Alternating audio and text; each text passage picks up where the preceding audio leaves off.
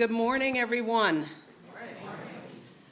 To say I'm thrilled to be here would be an understatement. I look forward to this event every year, time that we honor our 2015 National Student Poets. Don't they look good? They look good. Bow ties. They did them themselves.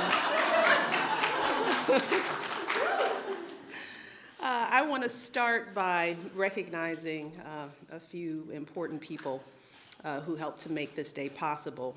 First of all, I want to recognize Rachel Goslins. I know you always say, don't even focus on me, but we can't help it.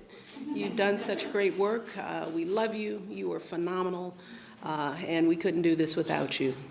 Along with the President's Committee on the Arts and Humanities, would all the committee members here please just stand for a second so these students know who you are.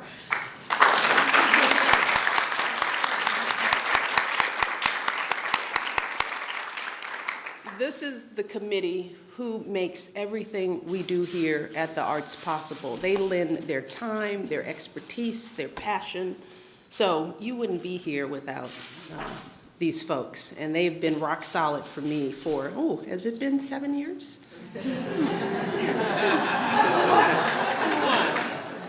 I also want to recognize the Alliance for Young Artists and Writers, the Institute of Museum and Library Sciences, and of course, our good dear friend, who's back, Olivia Morgan, who has been the driving force behind this initiative right from the very beginning. So you came here. She's in San Francisco. She left us, but she's back and still working hard. Olivia, thank you. Thank you for this. Thank you for your passion. Thank you for your work. In just 4 years, all of you, this wonderful team of people, have developed a nationally renowned program for young poets. In fact, this year's contest received over 20,000 submissions. That's just wonderful. 20,000. This is a pretty competitive pool, too, just so that you know. You weren't just given this. You competed hard for these spots. This is an incredible accomplishment, and I am so grateful to everyone for the outstanding work that makes this day possible. I also want to thank our distinguished poet, Jacqueline Woodson. Jacqueline, where are you? There you are. You're right there. We're going to hear from her later, and it's so important to have these mentors, these folks who, have really built their careers here to be able to share and give advice. So we're grateful to you for your work, for your wisdom, for your talent, and for taking the time to be here. So let's give everyone a round of applause.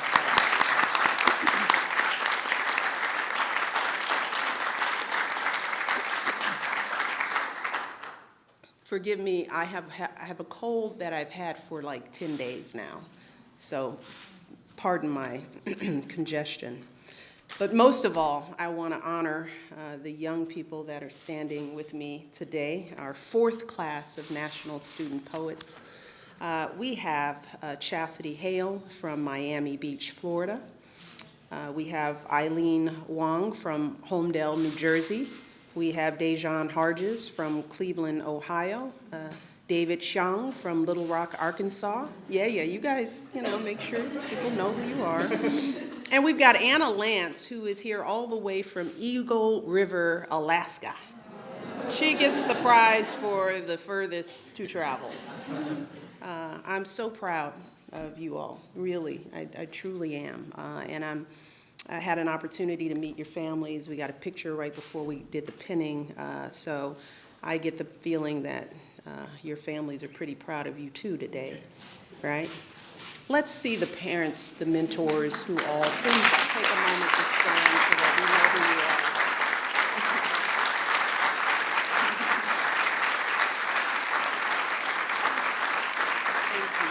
Thank you all.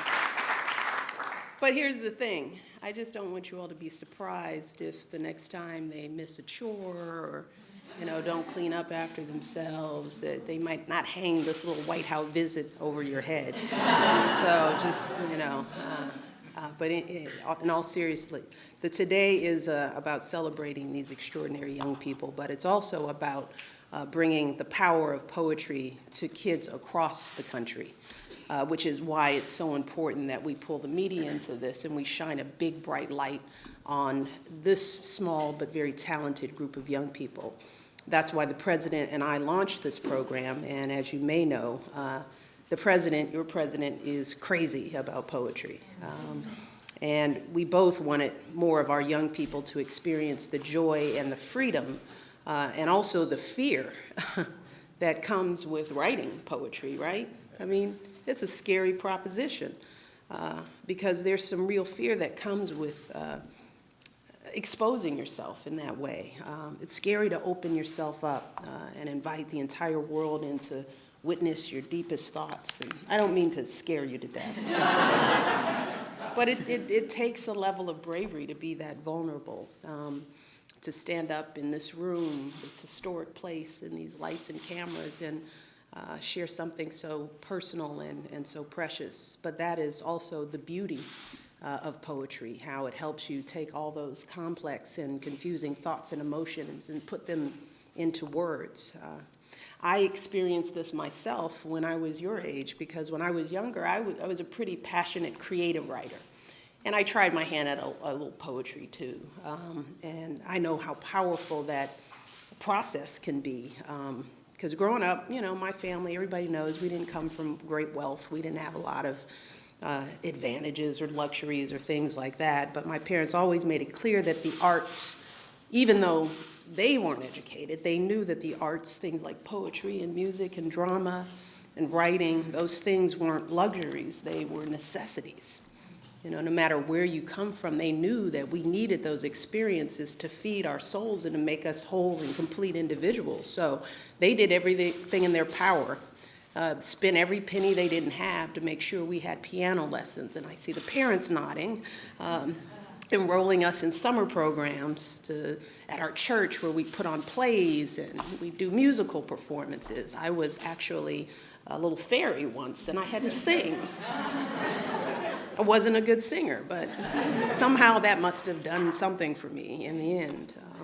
My parents encouraged me to become a writer myself, so as a kid, when I was feeling anxious or bored or lonely, I would often sit down and just write and write and write, and I would get lost in that writing. You know, it helped me on so many levels to be able to pour out feelings and frustrations onto paper, and then eventually I would always feel a little better, more empowered, more in control. And like many young people, I didn't just get the emotional benefits of writing, I also got the academic benefits as well. Because as I improved my writing, just because it was fun and it was an outlet, I also improved my thinking. I was better able to organize my thoughts in class. I was better able to clearly express my ideas on paper and exams. It was second nature. And that's the power of the arts in our schools. We talk about this all the time. The arts can actually make kids better students. And we lose sight of that fact when we eliminate these kind of opportunities. This is the stuff that hooks kids in. And the evidence is crystal clear. Kids who get involved in the arts, they have higher grades, they have higher graduation rates, they have higher college enrollment rates. We could go on and on and on. So arts education isn't just a luxury that we add on after we've achieved other priorities like raising test scores and getting kids into college. And we say this every time we do an event.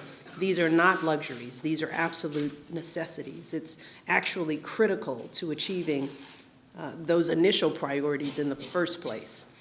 So I have an assignment for you guys, all right? And we all get this assignment, don't we? I want you all to be ambassadors for the arts, all right? You are now chosen to go out there and spread the word and to share your gift with as many people as you can.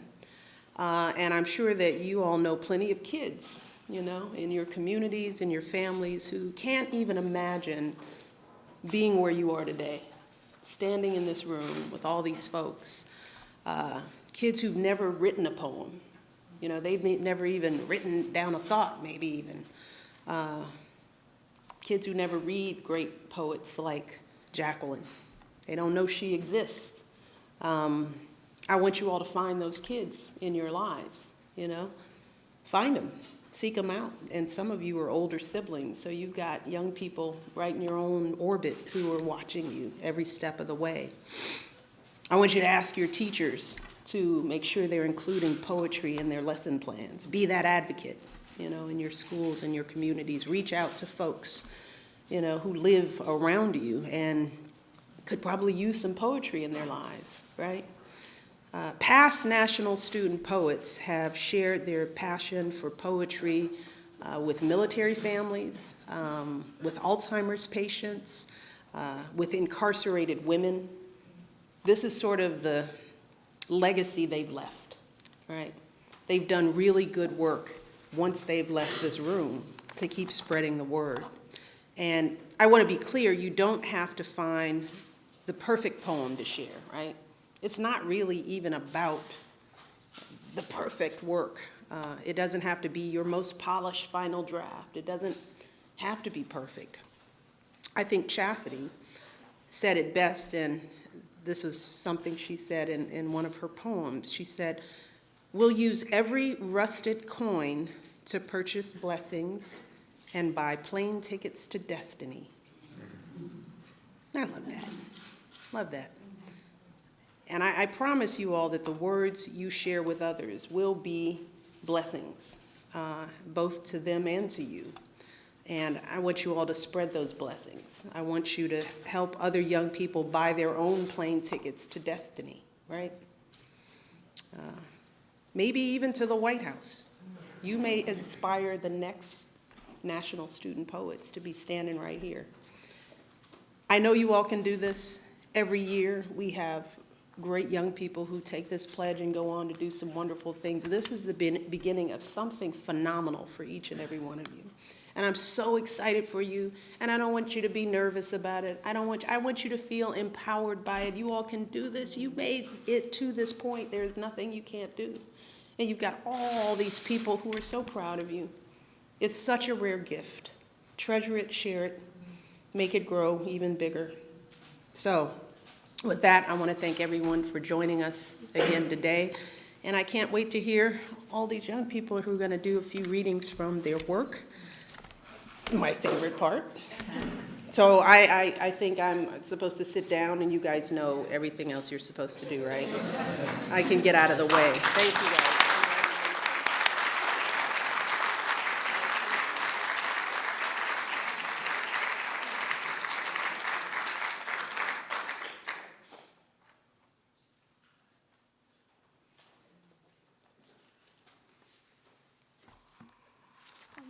Hi, I am Chastity Hale. I am from Miami, Florida, and I am the Southeastern poet.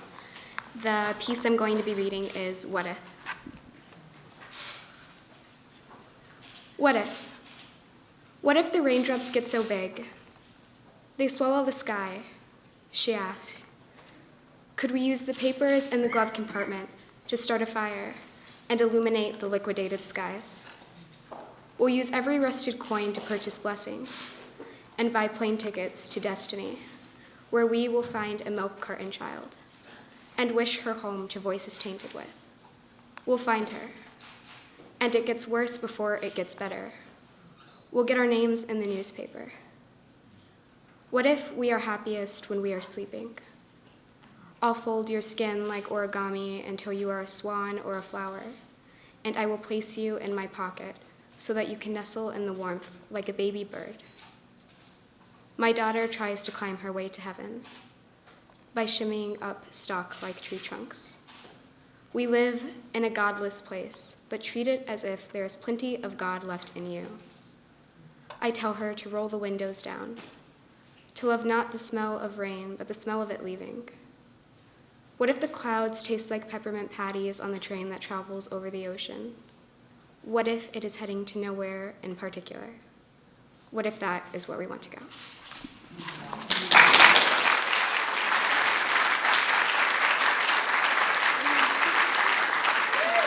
Thank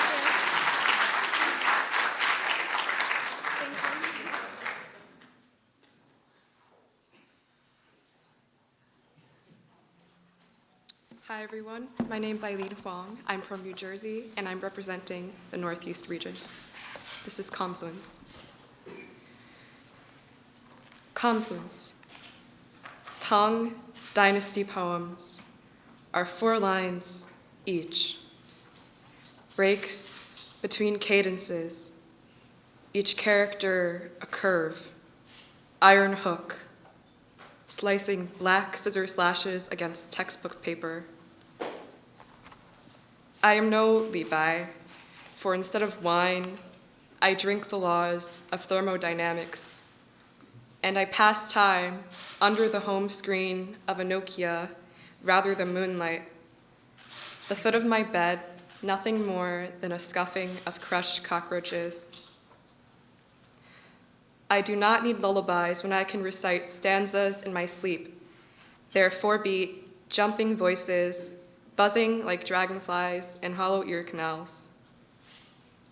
They speak of rivers, looping islands, yellow-brown mud sloshing behind rocks in the shapes of warriors who jumped across gorges in pursuit of wild tigers.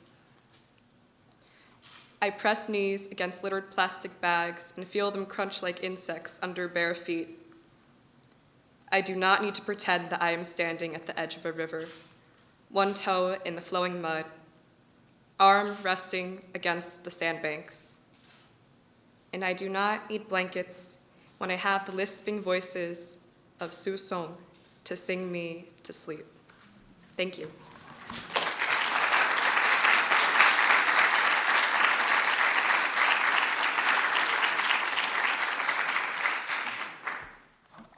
My name is Dejan Hargis, and I'm from Cleveland, Ohio. This year, I will be representing the Midwest, and the poem I'm about to read is entitled Eternal Strength. This day possesses the first minute in her millions of years to come after stepping through heaven's gates, intending to live on through our hearts as a large piece of our spirits. She thanks us for deeds we haven't done yet, anticipating our better years and great-great-grandkids raised better, or as well as we were, for their sake. Not for the things I speak as she anticipates, but for the upbringing of her part of our race. Wasn't her mind incredible? Foreseeing untold scenes, pictures of hands and fingers tangled into a braid of perfected struggle. The characters she helped create consumed 4 sheets of paper. I said the characters she helped create consumed 4 sheets of paper to be read today, tomorrow, tomorrow's tomorrow, then and after, now and later, if not forever. Please, form a braid with us, hand in hand, as we share her strengths. Amen.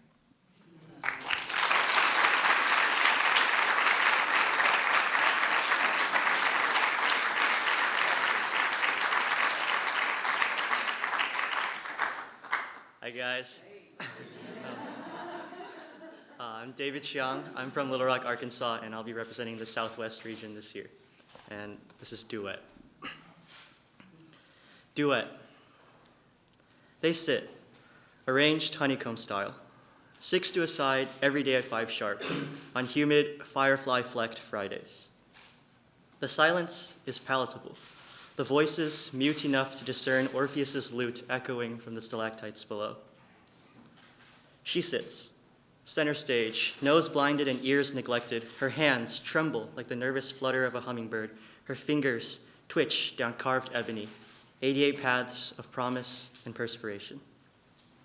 She listens. She smiles, as penguins do after a long swim. Mitosis passed last year, she reminds herself.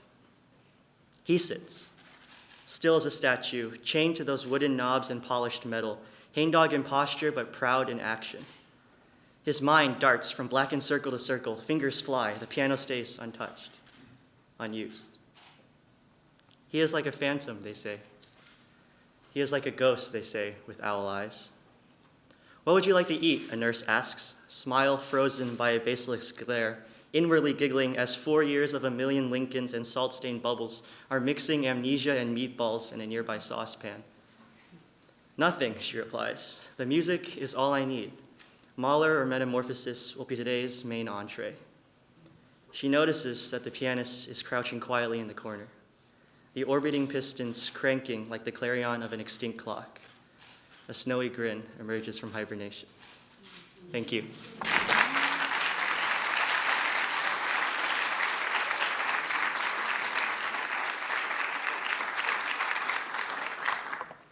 Hi there.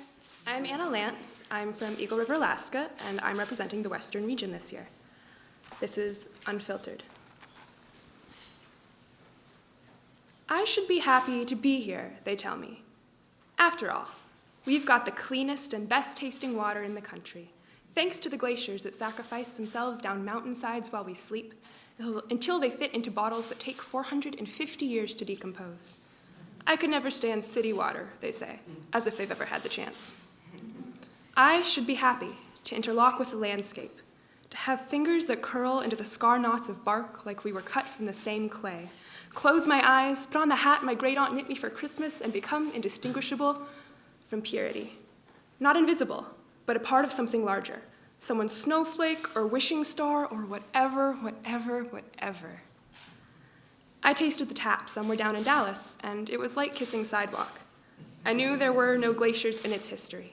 No neve becoming firn, becoming ice, becoming frigid runoff boiling around my bare calves, becoming the flood that explored the counter or the sweat that bled from the pit of my chin, but I was happy. You are no one's snowflake and no one's wishing star. You are gritty with saturation and marinated in things forgotten, far more than 1 in a million, and they tell me your cell structure is at least 73% puddles, swimming pools, and sewage slurry, but that's okay. They're just jealous. Thank you. Now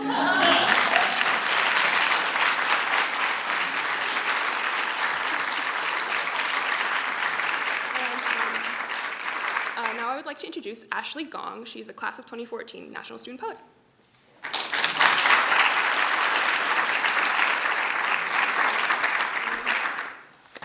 Good morning. I am Ashley Gong, and I was the 2014 National Student Poet for the Northeast region. Just over a year ago, I stood here a newly pinned National Student Poet, excited for what lay ahead. I am honored to be back to share my past year. To explain the role of a National Student Poet, we have a short video to present.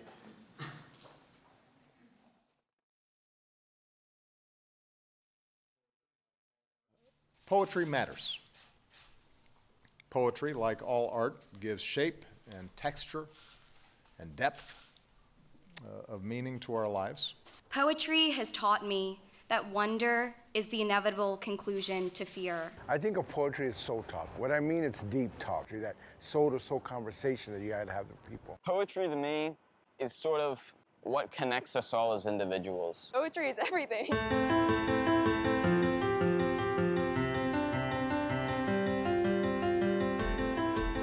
Art changes a human being. It opens the world up.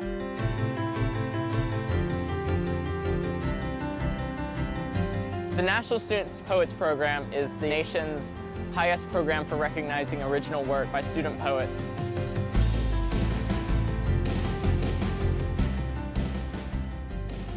The only way to be considered for this distinguished appointment is by first winning a national medal in poetry in the Scholastic Awards. We do expect big things, and that's okay. The bar is high, but it's good to have a high bar. The program is a combination of our investing in these bright teen poets and they're investing back into their communities. 5 students are picked from around the country.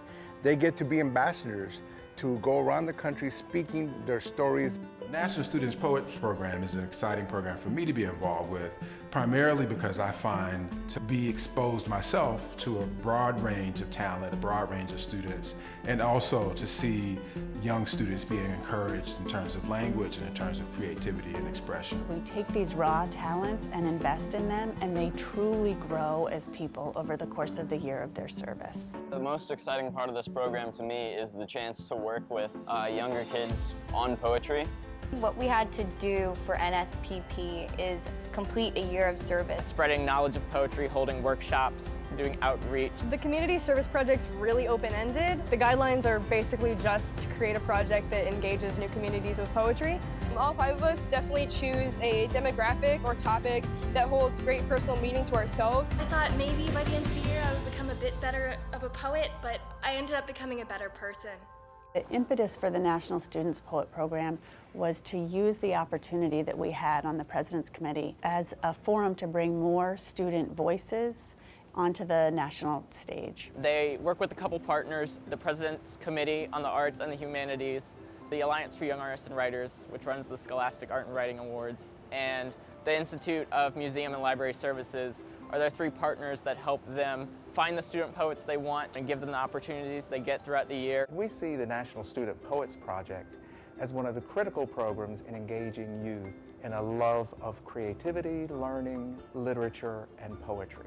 A good poem can make hard times a little easier to survive and make good times a lot sweeter. So find our teens that have exhibited the greatest talent and the greatest interest in writing and specifically in poetry and invest in them. Treat them like they're future Olympic athletes, but athletes of the page. Stop, stop, don't stop, stop, don't stop, don't stop, don't stop, stop. It's a sport, but it's a sport of the heart and the mind. Here at the White House, we're guided by the belief that the arts can be the key to success in school and in life. Okay, this has been the best year ever. I thought that we could start by reading some poems. I'm seeing that people really are receptive to poetry and want poetry in their lives. They just didn't realize that it had a place there. And to be able to spread that sort of like the poetry in that to the community and read and like kind of bring out, you know, the poetry that it's inspired in them is something pretty magical. But poetry does not just matter to us as individuals, it matters to us as a people. Nomads who move against the plate tectonics, who graze the ripe syllables of words for breakfast, and who know that home is not where the heart is, but where the heart longs to go. I think the National Students Poets Program will continue to reach and spread and inspire kids all over the country. We need more poetry and poets in the world. And it starts locally, right in your house, in your school, in your community.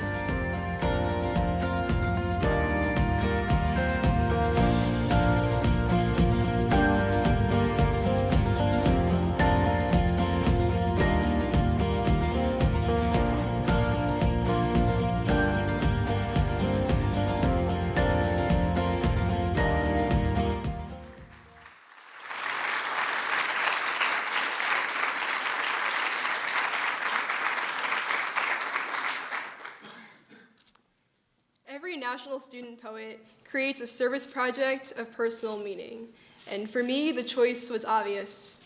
I grew up in Sandy Hook, Connecticut, and attended Sandy Hook Elementary School. When the 2012 shooting happened, I wrote poems to process the devastation in my town and in my heart. And as soon as I became a National Student Poet, I wanted to share poetry's cathartic power with others in my community so it could help them the way it helped me. Last spring, I created Writing Powertree, a series of weekly poetry workshops for Newtown students. I partnered with my local library's Young Adult Council, and over 2 months, 20 middle schoolers attended 4 workshops. Participants wrote braided poems, weaving together experiences ranging from skiing to first love to the loneliness of middle school. By the 3rd workshop, one 10-year-old who was initially disengaged with the activities stayed after a session's end to write a poem on his hopes for the future. I'd like to think that discovering his poetic voice will empower him to confidently express himself and face any adversity, big or small, as he moves forward in life. The National Student Poets Program impacts people far beyond my hometown. From South Carolina to North Dakota, New Orleans to Colorado, my fellow ambassadors reached out to LGBT youth, Chippewa Native Americans, underserved/at-risk boys, and Hurricane Katrina survivors. Thanks to the program's supporting organizations, as young people, we were able to connect with and spread poetry to communities nationwide. In the month of April alone, we engaged in a combined 12 events and directly impacted thousands of people. We learned from renowned poets such as Terrence Hayes and Paul Muldoon, and passed on this knowledge to inspire young students of different ages and backgrounds. In this way, we served as a bridge between the established adult poetry world and future generations of poets, empowering and engaging as many as possible. My fellow ambassador, Madeleine Lassen, once said, "My role as a national student poet has deepened my faith in poetry's future." And that's how we all feel. I went into the year knowing that I loved poetry, but what really surprised me was discovering that spreading my love for poetry is just as gratifying as the act of writing itself. And that's what the program's outreach is all about. We empower people of different ages, backgrounds, and cultures to express themselves and unite through poetry. In communities nationwide, we use the art form to nurture empathy, foster meaningful connections, and ultimately create powerful celebrations of the human experience. Thank you.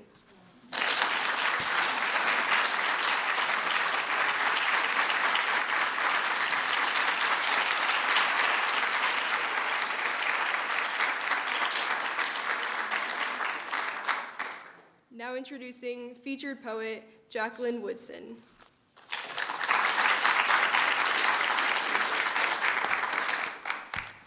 Good morning. What an amazing place to be. A room filled with poetry and people who love poetry. I'm so grateful to be here. And I'm so grateful to welcome you, the 2015 class of National Student Poets. It's an honor, Anna and David and Dejan and Chassie and Eileen, to see you here. Your words continue to stay with me long after I've read your poems. In your amazing voices, I see the grace of County Cullen and Lee Young Lee, hear the playfulness of Paul Laurence Dunbar and Gwendolyn Brooks, feel the urgency of Audre Lorde and Tupac Shakur and Lin-Manuel Miranda. The list goes on and on. Your voices are beautiful and beyond your years. And they are here because of those who have come before you. And now it's your time, and you're beautiful and thoughtful and brilliant and ready. Ready to lift your voice and change the world. You are the shoulders the generations of poets coming after you will stand on. Yours is the voice young people need to hear. Audre Lorde said, "Our silence will not protect us. We can stand in our corners, mute as bottles, and we will still be no less afraid." There are too many people, young people, who are afraid to speak, afraid to write, afraid that poetry is not an option. Each of you, maybe with the help of a teacher, a parent, or a friend, or maybe simply by virtue of stubbornness and will, whatever has gotten you here, you've chosen not to be silent. You've chosen to write and speak out.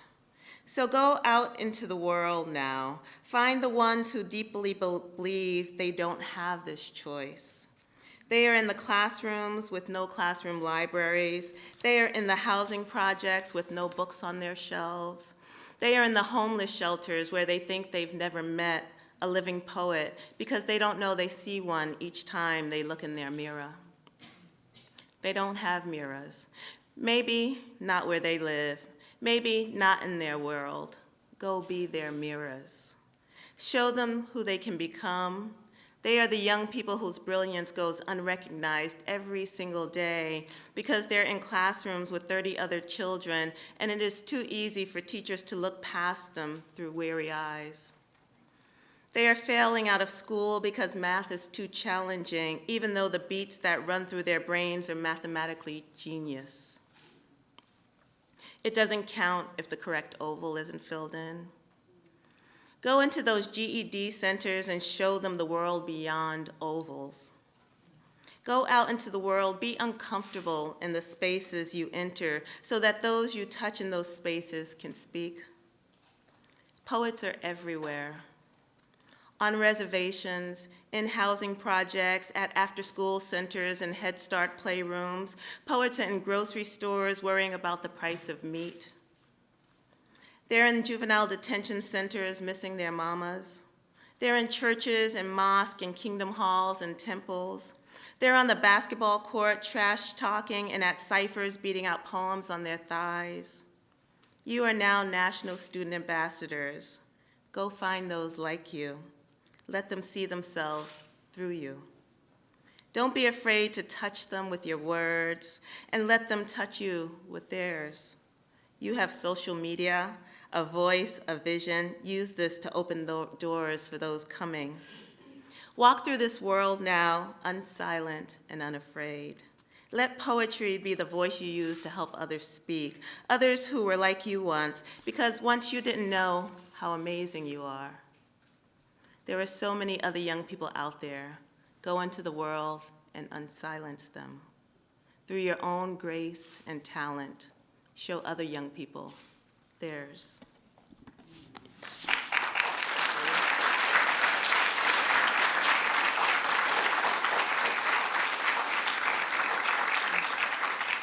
So everyone else seemed to be a little too shy to drink this water, but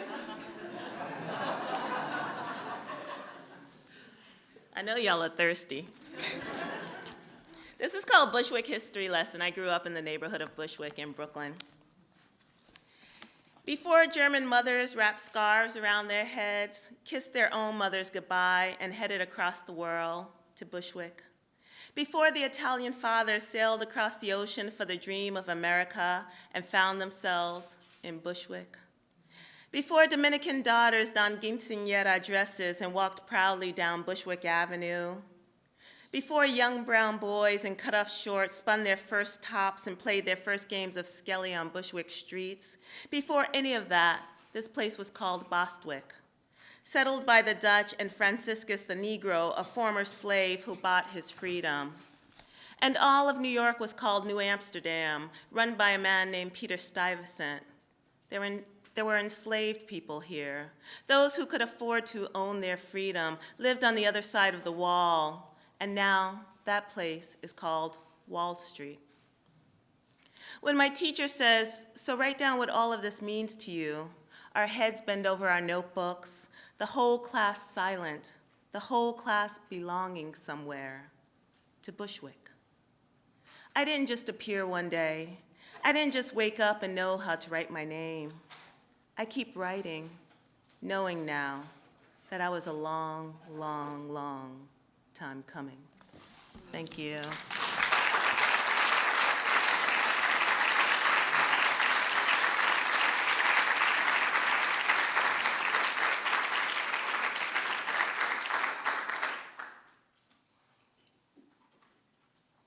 Wow. What do you say? What do you say? I'm supposed to close this out, but I'm speechless. This is, I think, one of the most beautiful moments that we have here at the White House. And you all have to agree that we're sitting in this historic place with young people who represent all of America with such talent and passion. This is a special time. This doesn't happen all the time. It should happen more in more special places all around the world, quite frankly. And hopefully we all leave here inspired to do more of this, to lift up these young people and to encourage them and empower them to go out and change the world, because you all clearly can. You will. You are. Jacqueline, thank you for those words for that inspiration you've given them, for the, you know, the words that show them their power, for being that mentor, is beautiful. Ashley, we're so proud of you. You have grown so much. That's the other thing that's wonderful to watch, is like who you guys will be, what your voices will look like in just a year. Ashley is like, you know, you're like a little old lady. Just all self-possessed and clear and confident in a way that, you know, just points out how powerful and impactful this year can be and will be for all of you. Olivia, thank you for that video, because I will say I don't get to see their year. I get to see the beginning and the end. But this program, this year of service, is at the cornerstone of this. This pinning, this day, this is cool, right? You'll remember it, right? You'll tell your kids about it. Don't lose your pins, okay? But it's the work that you're gonna do for the remainder of the year that is really gonna change your whole construct of your lives. So embrace this year. It looks like it's gonna be so much fun. I would trade my coming year for your coming year. I would do that. But again, we are proud of you, very proud of you. And it is always an honor to spend this time with you all and to watch you grow and to hear your words. Thank you. Thank you. And congratulations. You all, thank you for being here. Enjoy. We'll see you next year. Yeah, we will.